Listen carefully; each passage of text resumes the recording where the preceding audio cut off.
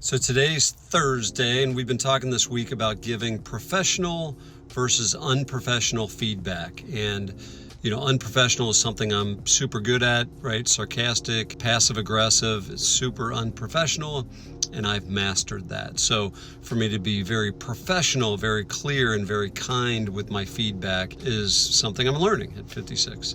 And today I want to talk about responsibility. As a leader, who do we have a responsibility to give feedback to? And my point of view or my argument would be like anybody in your charge, right? Anybody in your sphere of influence, so for me in my company, it's like everybody, right? I have a responsibility. Everybody's in my charge as the owner, leader of the company, right? And so I have a responsibility to provide professional feedback. And you might even say, in your family, you have a responsibility. You could argue the point, I have a responsibility to give feedback to my family. So anyway, I think, things that I don't like to do and then receive feedback. We were talking about that with a group of guys this morning. It's like, man, I'm not so great at receiving feedback. I really need to work on that. But anyway, for the context of today is like really focusing on like, who am I responsible to give feedback to?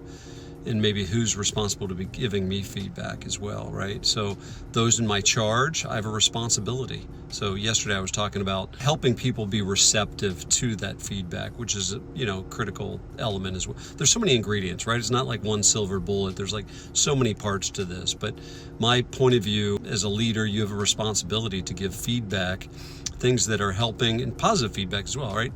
Those in your charge, right? So in my case, my staff, things that I observe them do that propel them towards their preferred future or their preferred position in the company, and things that hinder them, right? And I'm employing my leaders to do the same thing, right? Make sure that you're paying attention to your team, and when you see them doing things that propel them towards their career objectives, right? What job they want next in the company, it's like you're responsible to speak to that.